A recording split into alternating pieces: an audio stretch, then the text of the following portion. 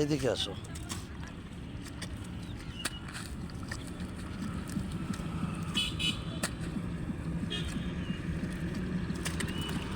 এটা কি তোমার জমি দাদা? না। ও, লেবারে কাজ করতে তাই? হ্যাঁ। খাওয়া দাওয়া করে নিলেই মাত্র আসছো কয়টায় সকাল? 7টায়। করবা কটা বন্ধু?